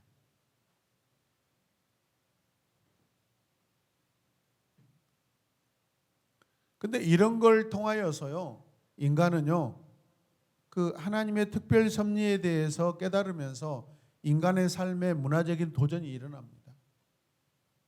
자, 원래 우리 지구는 중력의 법칙 때문에 사람이 스스로 뜰 수는 없죠. 그죠? 근데 지금 이게 가능해요, 안 가능해요? 여러 가지 도구와 또 과학을 통해서 지금 사람이 떠다니잖아요. 오자미도 마찬가지입니다. 던지면 어느 한계점에 갔다가 내려올 수밖에 없죠. 그런데 그 중간에 어떤 목적체를 향하여 뭔가 던졌을 때 그게 어떤 변화가 일어나서 새로운 일들이 만들어지는 그런 도전을 경험하게 되고, 로켓이나 그 인공위성 발사도 마찬가지죠. 우리 대기권을 나갈 수 없는 그런 상태인데 그거를 거스려 막 나가잖아요. 계속해서. 한편으로 보면 이 자연 법칙을 이렇게 초월해서 새로운 일들에 나아가는 도전, 한편으로 보면 하나님의 초월적인 것을 이렇게 깨닫게 하고 허용하시는 그런 부분들이 아닌가 저는 그렇게 생각합니다. 자, 세 번째 가겠습니다. 성경의 이적들의 목적. 함께 읽을까요? 성경의 이적들은 임의적으로 수용되는 것이 아니라 분명한 목적을 가지고 수용되었다고 추정할 수 있다. 그것들은 사람들의 놀라움을 불러일으키거나 능력을 과시하기 위한 것이 아니라 계시적으로 중요한 의미를 보여주기 위해 수행되었다.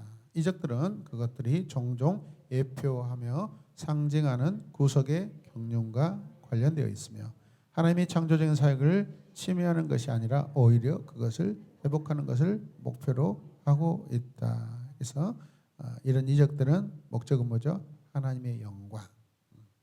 자, 교리와 함께 걷기 가겠습니다.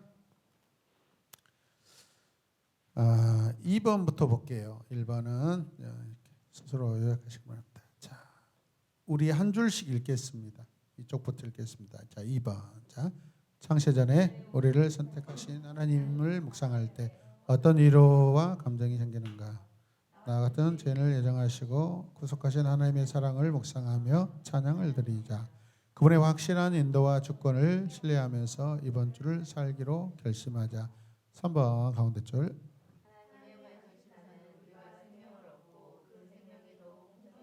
아멘. 가장 중요하게 생각하신다. 나는 지금 무엇을 가장 중요하게 여기고 있는가? 자녀 문제, 재정 문제, 감정적인 문제, 사업상의 문제, 열등감의 문제 등. 4번.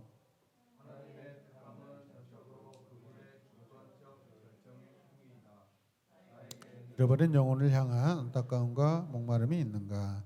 나는 이번 한 주 믿지 않는 영혼을 위해 어떤 일을 해야 하는가? 떠오르는 사람들의 명단을 적어보자. 네. 그 다음에 5번 같이 읽을까요?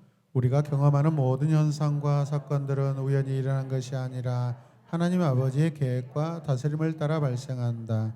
이러한 교리가 당신에게 어떤 깨달음을 주는가? 자, 예.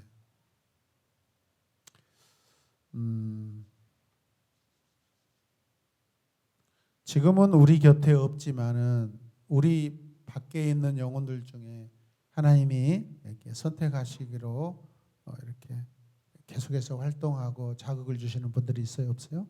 있죠. 근데 그 일을 누구에게 맡겼어요? 우리에게 맡겼어요. 그래서 영혼 전도는요, 한 번 하고 그만둔 것이 아니라 계속적인 우리의 의로운 활동입니다. 계속적인 활동. 이번 주도 우리 김선 집사님이 학생 이렇게 데리고 오셨는데 참 감사했어요. 그런 열정이 참 좋으셔요. 박수 한번 해드립시다. 하나님을 아직 모르는 학생이라고 이렇게 하셨어요. 제가 이제 레크레이션 시간에 재밌니? 재밌지? 재밌다고 그러더라고요. 교회는 재밌구나. 또 다른 그죠? 세상에서 경험할 수 없는 아주 단순한 것인데 그것 가지고 엄청 좋아한단 말이에요. 우리는. 우리가 바보가 아니죠. 이 평안함 속에서 뭔가 참 즐겁고 재미있고 은혜롭고 그렇습니다. 할렐루야. 지금 37분인데요. 하여튼 제가 오늘 내용이 많아서 빨리 달렸습니다. 빨리 끝나고 있는데 한 2분 드리겠습니다. 한번 쭉 정리하시고 궁금하신 거 질문도 있으면 질문도 저에게 하시길 바랍니다.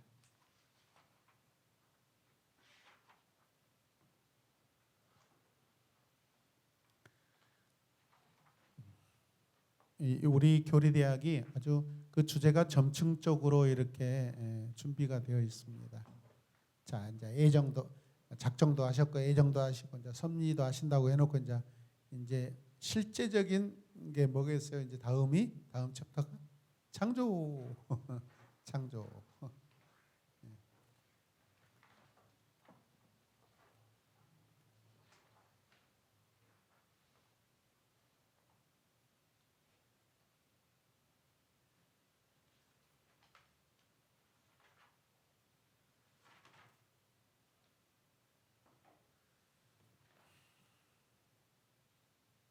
작정과 예정과 섭리에 대해서 다 내용은 다 우리가 기억하고 이해할 수 없을지라도 그냥 간단하게 굵직굵직하게 심플하게 먼저 이해하고 주제에 대해서 개념 정리를 잘 하시길 바랍니다.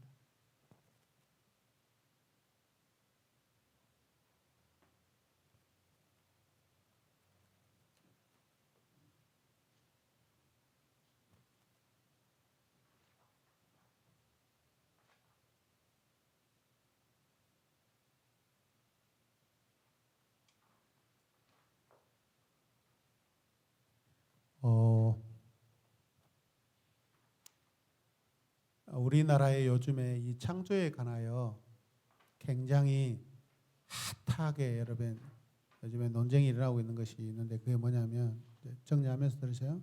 유신 진화론이라는 이게 지금 명제가 지금 등장하고 있습니다. 이것 때문에 성결대학교 박 교수님이 이렇게 치리를 당하고 퇴출을 당하고 그렇습니다. 그런데 이제 이것을 우리나라에서 아주 섬세하게 세세하게 그 이론과 내용들을 성경적으로 이렇게 그 정리해서 지금 전체 이렇게 가르치고 다니고 알려주고 계신 분이 서울대학교 우종학 교수라는 분인데 기존 보수 기독교 전통 기독교 안에서 이 유신 진화론에 대해서 굉장히 터부시하고 마치 하나님께 불경죄를 지은 것 같은 그런 식으로 이렇게 이야기합니다. 자, 오늘 우리가 공부했듯이 하나님이 창조해 놓으시고 섭리하실 때 거기에서 계속적인 활동이 일어나고 있고 마치 제2의 작은 창조 같은 것들이 일어나요, 안 일어나요? 창조죠, 사실은. 그렇잖아요. 내가 죽었단 말이에요. 죽기 전에 자식이 태어나서 다시 인류를 새롭게 계속해서 이어가는 거. 이것도 한편의 창조 아닙니까? 그죠? 근데 이 창조를 마치 온 우주를 만든 그 창조에다만 이렇게 집착하고 이렇게 한정을 시켜놔가지고 그것을 막 굉장히 뭐랄까 잘못됐다고 그렇게 이야기를 합니다. 그래서 저도 개인적으로 우정학 교수하고 이제 패치지면서 한 번씩 이렇게 물어봅니다. 그분이 쓴 책도 계속 쇠물결 출판사를 통해서 이제 보고 있는데 그분이 말하는 유신 진화론의 개념 정리는 하나님 안에서 계속해서 발생되는 생명이 계속해서 일어나고 창조되는 것을 말하는 거예요. 무슨 말씀 알겠어요? 저 우주에 우리는 태양 하나, 달 하나라고 생각하죠. 그렇지 않습니다. 수백 개, 수천 개의 태양과 달이 있습니다. 우리 눈에 보이는 게 전부가 아니에요. 이 우주 만환경으로 계속해서 이렇게 가보면은 성운이 계속 만들어져 있고요. 거기에 반드시 은하계의 구분점이 뭡니까? 거기에 반드시 태양이 하나 있어야 돼요. 허블 만환경으로 최근에 제임스 웹으로 이렇게 더 이제 선명해졌죠. 계속 당겨 보니까 적어도 볼 수 있는 건 여기잖아요. 이 정도잖아요. 여기는 볼 수 없잖아요. 만약에 어차피 한쪽만 향하고 있으니까 어쨌든 360도 안에서 적어도 한 15 정도밖에 못 보고 있단 말이에요.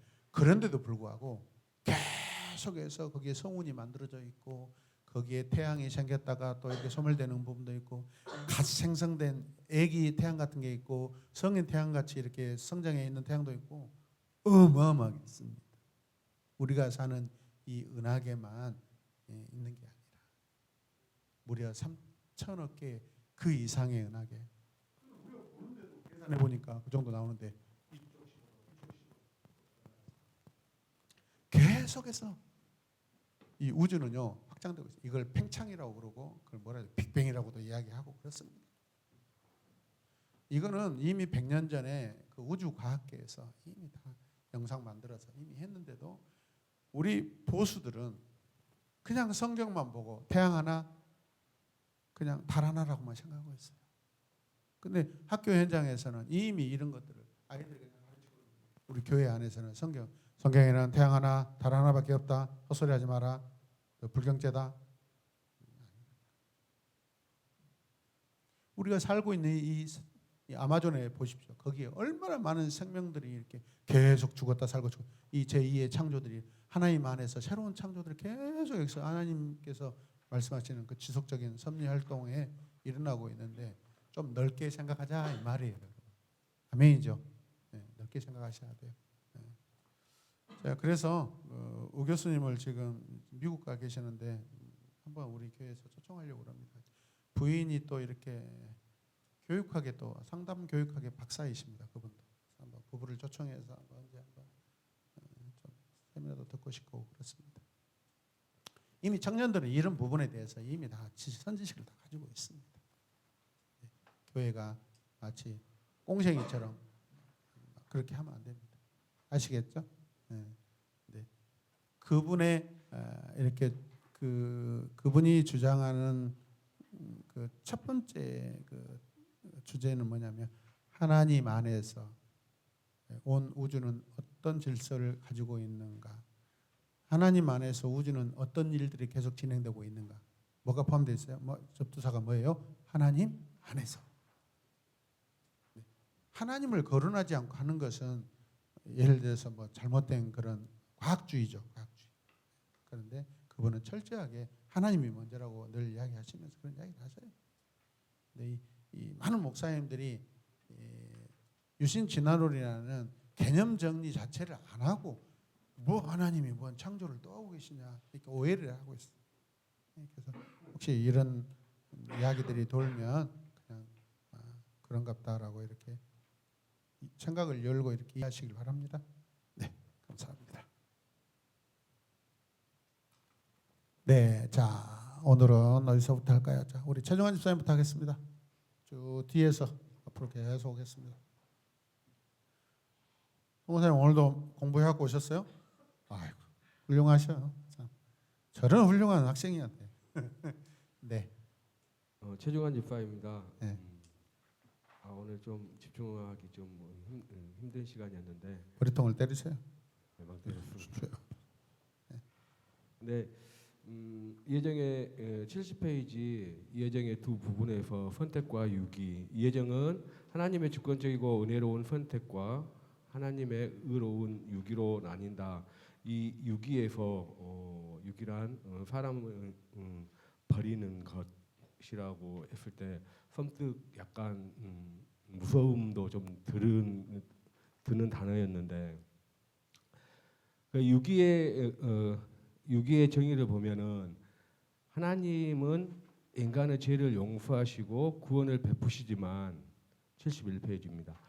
어떤 사람들은 그들의 죄 가운데 그대로 내버려 두셔서 그 말씀 가운데 오늘 큐티한 그 내용 중에 아리마대 요셉과 십자가에 달리셔서 죽으신 예수님 그리고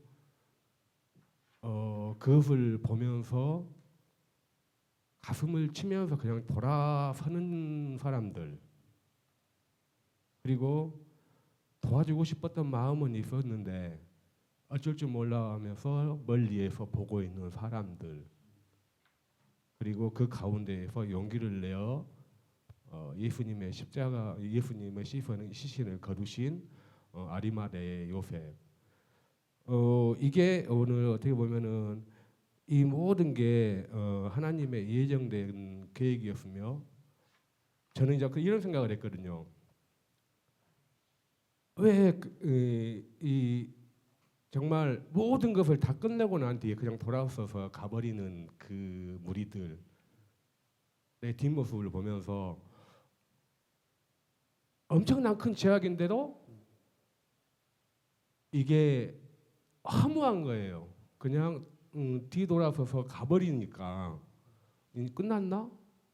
가슴만 치면서 가버리면 그만이네. 그런 생각을 했는데 결국 하나님께서는 아리마대의 요셉을 통해서 십자가에 달리신 예수님의 시신을 거두게 하셨고 왜 이런 모든 것들이 결국에는 하나님의 예정된 것이었고 이 모든 계획들이 하나님의 섭리 안에서 이루어졌다라는 것을 좀 여기에 이 오늘 예정과 그리고 유기 그리고 섭리에 대해서 좀 오늘 적용을 해봤는데 만나보겠습니다. 좋은 예입니다. 네. 그럼에도 그 71페이지 7번하고 8번 우리에게 주는 선택과 유기 교리가 우리에게 주는 유익 중에서 유기 교리는 하나님의 목적이 반드시 성취될 것이라는 확신을 준다고 유기 교리는 구원이 오직 하나님의 은혜로 된 것임을 깨닫게 한다라는 그것에 오늘 큐티 내용과 한번 적용을 시켜봤습니다. 감사합니다. 네.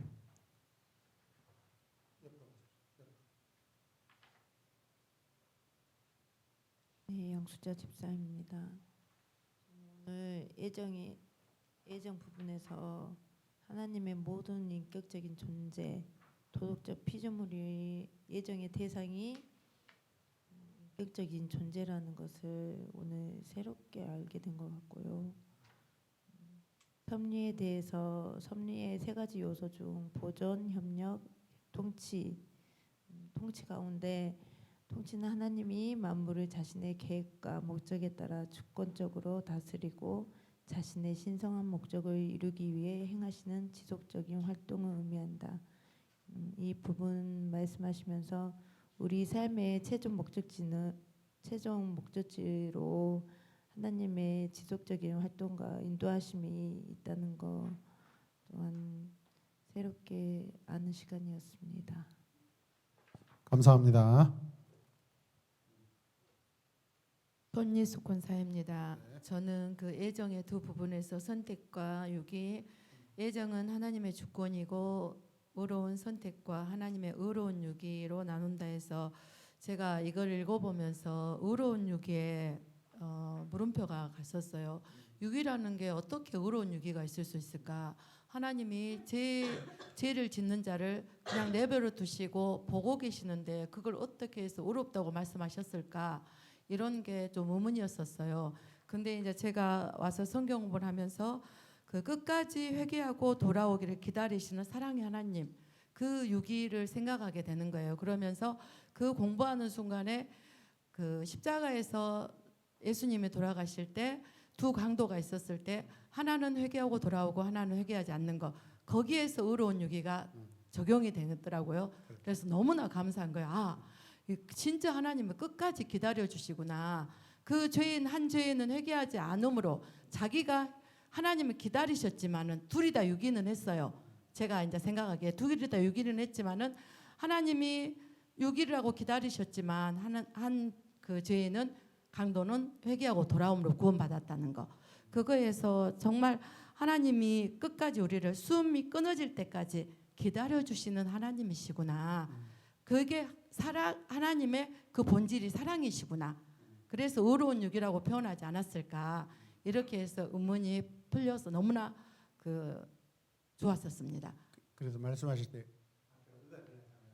예, 예, 그 하나님의 의는 공의잖아요. 예. 순종하지 않는 자를 유기하시는 하나님의 의니까 네. 그 의도, 계획도, 실행도 의로우시고 그다음에 거룩하죠. 그리고 또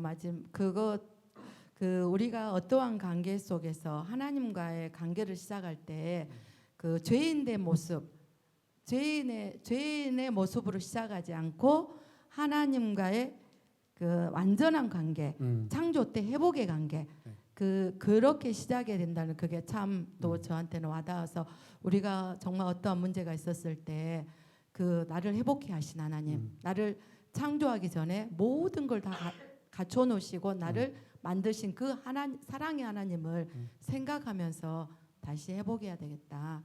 이런 걸 깨달았습니다. 아멘. 그 구약의 대표적인 그 민족의 유기의 모습이 어디죠? 이스라엘이 애굽에서 종살이할 때 그 모습도 한편으로는 유기의 모습이고 바벨론 40년 70년 포로도 한편으로 민족적 유기의 모습이에요. 그런데 거기에서 어떻게 하죠? 회개하고 돌아오게 하시는 하나님의 놀라운 그런 것들. 그래서 그 상황 가운데 모든 민족들이 하나님에 대해서 더 밝히 알게 하시죠. 사실 이런 부분들 사건들이 굉장히 많죠. 이런 부분들 차원에서 보면은 유기된 것처럼 보이지만은 사실은 거기에 깊은 하나님의 의의 섭리가 들어 있고 특별한 은총이 있고. 김예빈 청년입니다. 저는 저번 주에 이어서 이번 주도 계속 사랑의 관점으로 이제 작정과 예정과 섭리를 이해하려고 했었는데요. 오늘을 이제 마지막으로 이렇게 공부하면서 와 진짜 하나님이 하시는 일이 너무 많다. 어떻게 온 우주부터 개개인의 삶까지 이렇게 돌보실 수 있을까? 그러나 이게 전지전능하신 하나님이시니까 가능할 수 있었고 이렇게 피곤하게 엄청 많은 일을 하심에도 불구하고 하나님께서 손을 떼고 계신다, 사랑이 없으시다는 말은 정말 불가능하다는 것을 느꼈습니다. 그만큼 이 모든 세계가 하나님의 사랑으로 가득 차 있음을 느낄 수 있었고요. 예정 파트에서 선택과 이제 유기가 순종이라는 조건이 전제되어 있다는 것이 오늘 저에게 완전 킬링 포인트였는데요. 작정 파트를 배우기 전까지도 계속 제가 오해했던 하나님의 성품이 있었는데 이 모든 것이 순종으로 전제가 된다는 것을 듣고 오늘 완벽하게 이해할 수 있었습니다. 오늘 전체적으로 이제 작정과 예정과 섭리를 배우면서 느꼈던 점은 저는 성향 자체가 파워 계획형인데요. 이번 휴학을 하면서 제 뜻대로 이루어지지 않는 것들이 너무 많아서 개인적으로 스트레스도 많이 받고 하나님께 기도도 많이 했는데 오늘 말씀 배우면서 가장 중요한 것은 이루어지든 이루어지지 않든 이 모든 것이 하나님의 계획과 다스림에 따라 발생한다는 것이었습니다. 항상 여행에서도 계획하지 않은 일이 이루어지면서 예기치 못한 기쁨과 그런 것들 누릴 수 있듯이 인생에서도 차마 제가 이해할 수 없고 예상할 수 없었던 것들이 일어나면서부터 하나님의 그 은혜와 사랑과 영광을 누릴 수 있듯이 가장 중요한 거는 순종이 오늘의 순종으로 끝나는 것이 아니라 그 하나님의 말씀 안에서 평생을 걸친 순종을 함으로써 그 하나님이 인도하시는 그 뜻을 따라 예상치 못하는 그 은혜도 맛보고 또 기대했던 은혜도 맛보면서 사는 것이 아닐까라는 생각을 했습니다. 네, 감사합니다. 그래서 계획적 여행을 굉장히 신뢰하는 김혜빈과 무계획적인 여행을 신뢰하는 저와의 굉장히 갈등이 많이 일어나는데 저는 많은 계획을 안 세우고 그때 이렇게 누리는 은혜가 더 많더라고요. 보니까 제 입장에서는. 근데 이것 때문에 가족의 불화가 오기도 합니다. 네. 저는 김미선 집사님. 교리 공부하면서도 저의 특성이 나타난다는 생각이 들어요. 그 어떤 분야에서 제가 좋아하는 것에 굉장히 좀 집중해서 좋아하고 좀 누리는 반면에 머리가 좀 복잡하고 내 스타일이 아니다 하는 것은 조금 잘 귀에 안 들어오고 이런 것 같아요. 그러면서 오늘 지난주에 이어서 이번에도 지난주보다는 조금 나았는데 여전히 굉장히 지식적인 것이다라는 느낌이 들었지만 그 처음 딱 시작할 때 70쪽에 애정의 주체 삼위일체 하나님의 행동이다. 구원의 경륜과 관련하여 구속은 예수 그리스도에게 성화는 성령님께 그러니까 성화는 성령님이 담당하시고 애정은 성부께서 감당하시고 구속은 예수님께서 담당하신다. 여기서부터 시작해서 지난주와 연결이 되면서 그 하나님께서 모든 일을 이렇게 어떤 역할을 담당해 가지고 협력해서 조화를 이루고 하나님 자신도 그 조화 협력 속에서 모든 일들을 이루시고 그다음에 계획 속에서 이루시는 것을 쭉 이제 보면서 마지막에 교리와 함께 살기 6강에서 배운 내용을 요약해 보면서 1번에 하나님의 작정, 하나님의 예정, 하나님의 섭리 역시 피조물들을 보존하시고 과거와 현재와 미래와 전체 우주의 역사와 이런 것들을 주관하신 하나님에 대해서 생각해 보게 됐어요. 그러니까 이제 마지막에 결론이 내려지는 게 이거 6강의 제목이 하나님의 교향곡이거든요. 베토벤 같은 그런 작곡가들이 많은 음악들이 있지만 교향곡 같은 대곡을 지을 때 머릿속에 얼마나 막 그리고 모든 음악 파트와 또 그다음에 그 보통 사악장 하는데 악장별로 어떻게 이렇게 변화를 줄 것인가 이렇게 다 하는 참 그 하나도 그러는데 하나님께서 이 온 우주 만물을 통치하시고 그걸 유지하기 위해서 얼마나 많이 공을 들이시고 또 우리를 섬세하게 살피시는가 하는 그 마음이 들어서 감사하고 찬양하고 싶습니다. 아멘. 할렐루야. 조광덕 집사입니다. 저는 처음에 다른 걸 하려고 했는데 우리 손희숙 권사님께서 의로운 유기를 말씀하시면서 말씀하실 때 저한테 적용을 한번 해봤습니다. 이스라엘의 그 애굽 생활이 유기였듯이 저도 한때는 그 유기의 시간을 보내던 적이 있는데 그때 저는 하나님을 떠나면서 하나님 제발 좀 눈 좀 감아주세요. 저는 세상이 더 좋습니다 하고 떠났었거든요. 작정을 하고 내 나름대로 그랬는데 세상에 살다 보니까 너무 힘들고 정말 바닥까지 내려오고 나니까 정말 하나님 하면서 열심히 부르짖고 그동안의 것을 통곡을 하면서 회개하고 어느 순간에 제가 지금 여기에 앉아 있는 내 자신을 보면서 하나님께서 나를 선택을 하셨구나 하는 것을 다시 한번 느꼈습니다. 그래서 처음에 하려고 했던 게 71페이지 선택과 유기 교리가 우리에게 주는 유익을 처음에 생각을 했었거든요. 선택을 했기 때문에 하나님께서 나를 선택해 주셨기 때문에 선택 교리에 대해서 이제 1번에 보면 겸손하게 하고 저도 겸손히 사명이 주어진 사명에 감당을 잘 하겠습니다. 이번에 하나님 은혜를 깨닫고 감사하게 하듯이 하나님의 은혜를 깨달았으니 최선을 다해서 감사하는 삶을 살겠습니다. 그다음에 세 번째는 하나님을 바르게 알고 더욱더 관심을 가지고 하나님을 사랑하고 예배하도록 하겠습니다. 네 번째 선택 교리로 전도와 선교를 촉진시킨다 했는데 믿음의 확신을 가지고 하나님이 주신 은혜를 다른 사람들에게 선포하고 전도하고 하겠습니다. 다섯 번째는 구원의 확신을 갖고 담대하도록 살아가도록 한다 했는데 정말 담대한 게 쉽지가 않더라고요.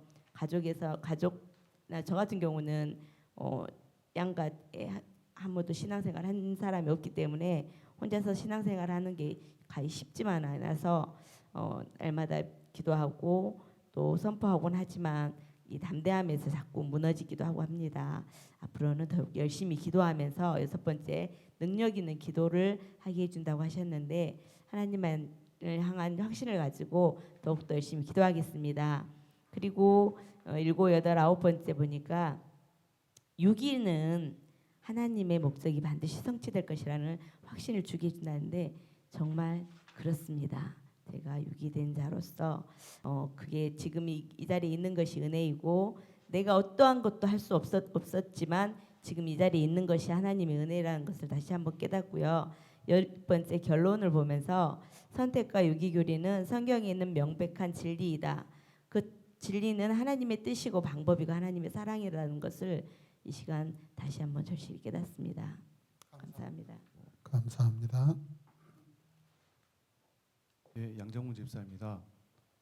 저는 새로운 예마본 공동체에 속하고 그리고 여러 배움을 통해서 약간 감사의 감수성 같은 게 더 나아진 거를 느끼고 있습니다. 네.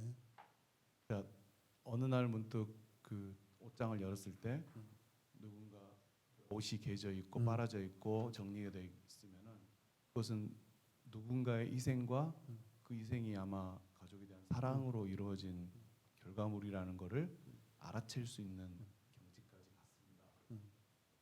네. 제가 화장실을 청소하고 있다고 말씀드린 적이 있는데 그거에 대한 공로를 통해서 제가 제 자녀나 가족들에게 감사를 받고 싶은 마음은 생기진 않더라고요. 그냥 제가 하는 게 기쁘고 그들이 뽀송뽀송한 변기에 앉았을 때의 좋은 기분을 상상하면서 기꺼이 하게 되는 그런 게 좀 생깁니다. 우리 집에 오시면 더 감사할 수 있습니다. 제가. 예. 그래서 혹시 변기 닦는 목사 해가지고 신방할 때마다 집 해가지고 이런 걸 같이 하실 수 있는. 사고 치네. 사고 치네. 네, 그래서 섭리의 예, 그 예정이나 이런 부분은 영역을 더 확장하네. 예정이란 부분은 아직 제가 그 결론이나 하나님의 예정의 그 끝을 보지는 못했고 섭리에 대해서 점점 감사하는 마음이 생기고 있습니다. 네, 작은 것에 감사하는 그 생활 속의 감사, 그 생활 속에 어떤 섭리들이 작은 것들이 일어났을 때 감사하는 마음이 있어야 하나님에 대한 이제 궁극적인 생명을 주시면 감사하거나 이런 마음까지 이어진다고 생각하거든요. 근데 예를 들면 엄마가 희생해서 이렇게 가족을 위해서 희생을 했는데 엄마한테는 감사할 마음이 안 생기고 엄마는 그냥 하나님의 섭리에 의해서 나에게 도움을 주는 그것이야 하면서 나는 하나님께만 감사할래 하는 그런 감사 마음은 없는 것 같아요. 작은 감사, 큰 감사가 이렇게 동시에 막 동시다발적으로 이루어지고 처음에 말씀드렸듯이 이제 그런 민감함이 이렇게 증가되는 게 올바른 방향인 것 같습니다. 섭리에 대해서 이렇게 최근 유튜브를 보면서 알게 된 게 있는데요. 태양이 가끔 폭발을 하고 태양풍을 주변 행성으로 쫙 뿌려버리면은 자기장이 없는 별들은 대기가 날아가 버리고 물이 다 증발해 버리고 네. 지옥처럼 변해 버린다고 하더라고요. 근데 마치 지구는 핵이 있는데 내핵과 외핵이 있는데 내핵은 쇠고슬처럼 금속이고 외핵은 액체, 금속이 녹아있는 액체인데 그게 안에서 회전하면서 자기장을 발생시켜 가지고 그 태양풍을 막아준다고 하더라고요. 이제 간혹 극지방에서 그 태양풍하고 자기장하고 부딪히는 게 오로라로 나타나는 거고. 근데 여기서 진짜 달의 역할을 전혀 생각을 못했는데 달이 지구를 이렇게 돌면서 안에 있는 그 네 핵의 쇠구슬을 돌리는 중력에 따라 돌려주는 역할을 한다고 합니다. 근데 이게 섭리의 하나로 배려가 됐다면은 우리가 사는 세계 지구를 보호하기 위해서 하나님께서 안에 태양으로부터 미리 이런 영향이 오실 줄 다 아시고 그거를 다 세팅을 이렇게 보호 장치를 만들어 놓으신 거죠. 그 유튜브에서는 이거를 우연이나 이런 걸로 치부를 했지만 저는 감사가 들더라고요. 그리고 네. 태양도 어떤 물질을 가지고 있어서 그걸 태우는 것이 아니라 물질이 없는 상태에서 지금 그게 계속 이렇게 발열을 하고 있는 거죠. 핵융합이라고 하는데 이제 예, 수소가 이제 압착되면서 예, 열기랑 이런 걸로 만나가지고 헬륨으로 바뀌는 제 지식으로는 이게 마치 우리가 뭐 쉽게 생각하는 어떤 고체 연료를 계속해서 태우고 있는 게 아니잖아요. 그런 부분도 참 하나님께서 노쇠하게 만드시지 않고 계속해서 일할 수 있는 그런 신비한 그런 태양이 꺼지려면 아직 50억 년이 남았다는 어떤 얘기를 들은 적이 있습니다. 계산적으로 그러죠. 우리가 거기까지 살 수 없으니까요. 그거는 이제 인간이 가늠할 수 없는 그런 거고요. 은혜죠, 은혜. 그래서 뭐든 하나하나 찬찬히 보면은 저기 텃밭에서 상추가 자라는거나 예. 달이 지구를 지켜주는 거나 보호해주는 거나 이런 것들도 섭리로 파악될 수 있고 네, 좀 더 알게 되면은 감사가 그냥 절로 나오는 것 같습니다. 그래, 감사합니다. 아유, 감사합니다. 네. 이재임 사도 태양에 관한 것도 이야기하시면서 하세요. 태양 얘기 아니라 갑자기 새하얘져가지고 나 뭐를 얘기해야 되지 지금.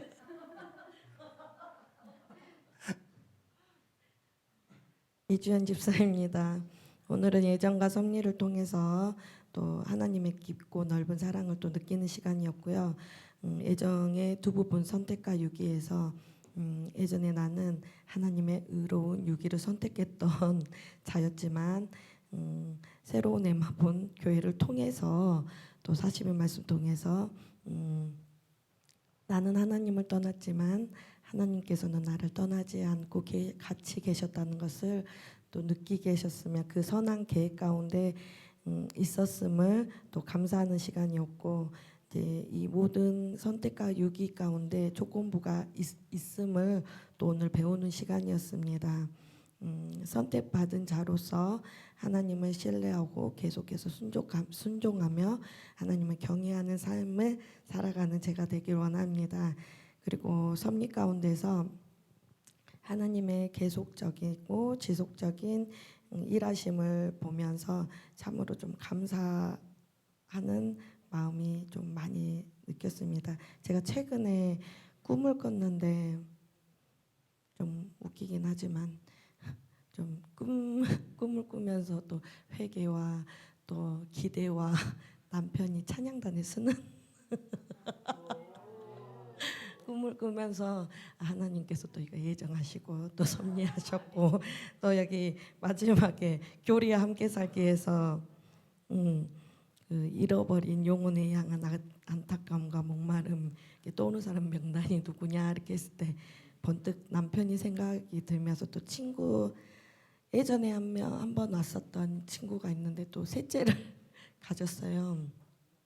근데 요 근래 좀 연락이 오는데 좀 제가 영적으로 많이 부딪히다 보니까 좀 제가 거리를 두는 애였는데 다시금 그 친구를 위해서 다시 기도하면서 이걸 작정과 예정과 섭리를 선포할 수 있도록 담대하게 용기를 가져서 이것은 너를 향한 하나님의 사랑을 친구 노혜경이란 친구 그 친구에게 다시 전할 수 있도록 더 용기를 내고 결단하는 시간이었습니다.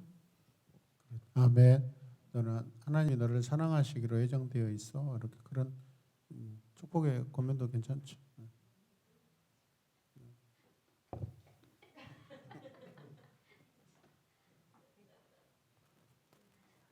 네, 민교화 집사입니다. 지난주와 이번 주 계속되는 예정과 작정과 예정, 그다음에 섭리 가운데 작정도 예정도 하나님께서 만들어 놓으신 거지만 그것을 어떻게 선택하느냐에 따라서 우리가 구원을 이룰 수 있고 또 없음을 깨닫게 됩니다. 작정에서도 우리의 선택을 바라보시는 하나님을 보았고 오늘 또한 예정에서도 우리의 순종을 바라시는 하나님을 바라보게 되었습니다. 그러나 이 모든 작정과 예정은 하나님의 사랑과 섭리 가운데 예정이 삼위일체 하나님의 행동이라라고 말씀하신 것을 통해서 예수 그리스도를 통해 구원을 이루시고 그리고 또 성령님을 통해 우리의 성화의 삶을 우리를 성화의 삶으로 인도하시는 것. 그래서 우리가 은혜와 영광 속에서 하나님을 늘 찬송하는 삶을 살아야겠다라는 것을 생각하게 되었고 마지막 그 6강의 중심 성결은 9절을 보면서 에베소서 1장 75쪽에 찬송하리로다 하나님 곧 우리 주 예수 그리스도의 아버지께서 그리스도 안에서 하늘에 속한 모든 신령한 복을 우리에게 주시되 곧 창세전에 그리스도 안에서 우리를 택하사 우리로 사랑 안에서 그 앞에 거룩하고 흠이 없게 하시려고 그 기쁘신 뜻대로 우리를 예정하사 예수 그리스도로 말미암아 자기의 아들들이 되게 하셨으니 이는 그가 사랑하시는 자 안에서 우리에게 거저 주시는 바 그 은혜의 영광을 찬송하게 하려 하는 것이라 라는 이 정말 말씀은 중심 구절의 말씀이 이 작정과 예정과 섭리 하나님의 그 사랑이 모두 통틀어져 있는 것 같다라는 생각을 함으로써 그 하나님의 사랑을 더욱더 깊이 있게 누리고 그것들을 이제 구원 영혼 구원을 위한 밑거름으로 삼고 살아야겠다라는 생각을 하게 되었습니다. 감사합니다. 황정민 집사입니다. 저는 오늘 집사님들의 고백을 들으면서 회개하는 시간을 가졌습니다. 하나님의 섭리 안에서 우리에게 맡기신 사역을 우리가 감당하고 그것을 또 감사함으로 받아들이면서 또 우리가 생명을 얻고 그것이 풍성해지는 것을 원하시는 게 하나님인 거를 잊고 있었던 것 같아요. 그래서 사실 주일에 되게 좀 그런데 빛나 집사가 수요일 예배 인도잖아요. 근데 이거를 할 수 있다 없다 기로에 선 그 상황에서 제가 그 순간에 사실 진짜 좀 겁이 나는 거예요. 그 다음 타자가 저거든요. 무섭습니다. 그니까요. 근데 하나님의 예정대로 이루어질 것입니다. 네, 아유 주여.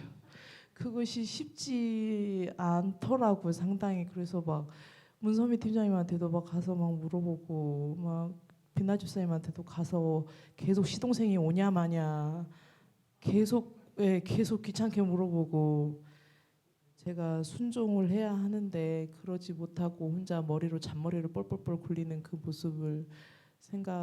모습이 생각이 나더라고요. 참 많은 회개를 하는 시간이 되었고 어차피 일주일 후면 또 할 건데 하나만 한 짓을 했어. 그래도 조금이라도 시간이 있으니까요. 그래서 아무튼 좀 순종하는 마음으로 나아가는 제 자신이 되기를 또 소망하는 시간이 되면서 회개도 하면서 기도하겠습니다. 원래 남의 것을 나한테 주려는 것은 비판적으로 보고 그래요. 좋은 적용입니다. 예. 하나님의 섭리대로 이루어질 것입니다. 가장 좋은 섭리가 될 거라고 생각해요. 저는 빛나 집사님이 이미 결단이 되어 있어요. 그게 가장 좋은 그림입니다. 네, 장소영 집사입니다. 오늘 예정과 섭리를 보면서 예정의 주체자는 하나님이심을, 또 예정의 대상자는 하나님께 사랑하시는 저와 또 우리 모두 인물, 그리고 하나님께서 은혜와 사랑으로 우리를 죄에서 돌이킴의 본심과 목적에 따라 순종케 해주시고 또 회복케 하심을, 그 사랑을 느낄 수 있는 시간이었습니다. 그 예정의 목적에 따라 민결 쌤이 말씀 읽어주신 것처럼 팩트 말씀 구절로 에베소서 1장 4절에서 6절 말씀으로 받았고요. 하나님의 예정과 섭리에 더 순종하는 자녀가 되기 위해서 선택의 교리에 1번부터 6번까지 조관도 집사님처럼 적용해봤고, 하나님을 바르게 알고 또 하나님께 풍성하게 영과 진리로 예배하는 예배자가 되기를, 또 한 영혼을 위한 위해서 주님의 마음을 품고 열심을 내는데 한 주 한 명씩 의도적으로 만남을 갖기를 결단했습니다. 구원을 확신을 갖고 더 강하고 담대하게 살아가기를 결단하며 염려하지 않고 하나님 나라 의를 구하며 하나님의 능력을 공급받는 하나님의 전능하심을 확신하고 기도하는 자가 되겠습니다. 감사합니다. 그리고 섭리가 우리에게 주는 유익에 따라서 하나님께서 깨달음을 주시니 감사했고, 또 더 겸손하게 변화시켜 주실 것을 믿고 확신하며 하나님께서 주시는 위로와 평안을 받아 누릴 것을, 또 하나님의 계획은, 목적은 반드시 성취되고 승리하게 해주시니 책임을 다하는 참된 그리스도인이 되겠습니다. 오늘 큐티 말씀과 또 오늘 말씀에 빗대어서 사형 심판 때에 제가 재판장 같고 그 강도와 같았던 모습임을 회개하는 시간이 되었습니다. 감사합니다. 홍혜정 집사입니다. 이번 주 소그룹 예배 때 베드로를 보면서 사실 저는 가룟 유다와 베드로의 큰 차이는 무엇인가에 대한 다시 좀 오래된 생각이지만, 왜냐하면 이번 섭리가 예정과 섭리와 또 이런 게 나오니까 저 그걸 계속 주일 어제 오늘까지 계속 그게 제 머리를 떠나지 않았는데, 오늘 이 말씀을 들으면서 확실히 결론이 났는데, 그 과정이 너무 길기 때문에 여기서 나누긴 어렵고, 나중에 혹시 때가 되면 이렇게 자리가 되면 목사님께 내가 생각한 그 과정이 맞는지는 목사님께 여쭤보겠습니다. 네, 감사합니다. 네, 문선미 집사입니다. 지난번에 제가 좀 더 생각해 보겠다라고 이렇게 말씀을 나눴었는데, 그 작정이란 게 창조 작정과 칭의 작정, 칭이 구원하기 위한 그 칭의 작정과 또 유효적 작정, 온 세상 만물을 처원하게 창조하시게 된 유효적 작정과 소극적 작정, 인간의 범죄를 허용하는 허용적 작정들이 하나님께서 우리의 자유의지가 어떻게 발동이 될지 이미 아시고 계획하셨기 때문에 작정이란 걸 영원 전부터 하셨다라는 그것이 굉장히 이제 집에 갈 때 생각이 많이 나서, 그래서 완전하구나 하나님의 작정은, 그런 생각을 좀 해봤고, 오늘은 이제 예정에 대해서 배울 때 예정의 대상이 온 인류 모든 천사 그리고 선하신 하나님의 특별한 기쁨의 대상 인간이라고 생각했는데 예수님이더라고요.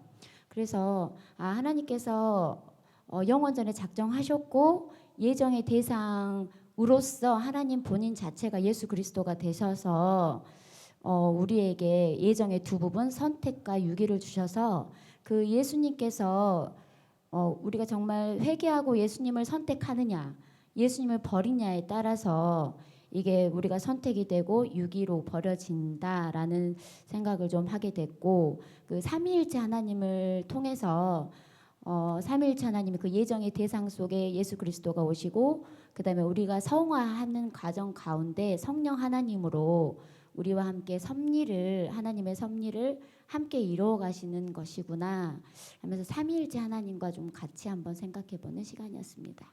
감사합니다. 이승명 청년입니다. 저는 71페이지 결론 구원이 우리의 변덕스럽고 변화무쌍한 결심에 근거하지 않고 영원 불변한 하나님의 작정과 예정에 근거하고 있다는 것을 깨닫게 되기 때문이다 라는 말씀을 보며, 나의 구원이 영원 불변한 하나님의 작정과 예정에 근거하고 있음을 마음속에 항상 기억하고 하나님의 은혜에 감사하며 나만 이런 은혜를 누리는 것이 아닌 내 주위 하나님을 알지 못한 자들에게 더욱 열심히 복음을 전하며 같이 누리며 나아가길 결단합니다. 네, 감사합니다. 김윤 청년입니다. 오늘 예정과 섭리를 들으면서 예정은 하나님의 주권적인 작정 계획과 목적이며 섭리는 하나님의 사역인 것을 알 수 있었습니다. 예정 가운데 선택과 유기가 있었는데 두 개의 의미가 다른데 이 두 교리가 예정 가운데 함께 있는 것을 보고 처음에 의아했지만 하지만 결국에는 두 교리 모두 하나님의 구원의 목적이 있기 때문에 예정 안에 있을 수 있었고 하나님의 사랑을 볼 수 있었습니다. 오늘 양육을 들으며 하나님의 예정하신 가운데 있음에 안도하는 것이 아닌 하나님의 선을 구하며 구원의 은혜에 감사하는 삶을 살아가길 결단했습니다.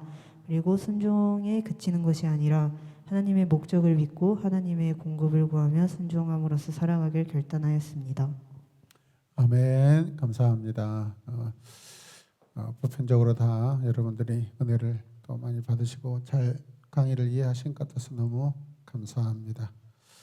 다음 주는 모든 만물의 시작 창조 주제를 가지고 또 즐겁게 잘 또 미리 읽어보시기도 하고 또 사모하시고 기도하며 오면 더 큰 은혜가 될 줄로 믿습니다.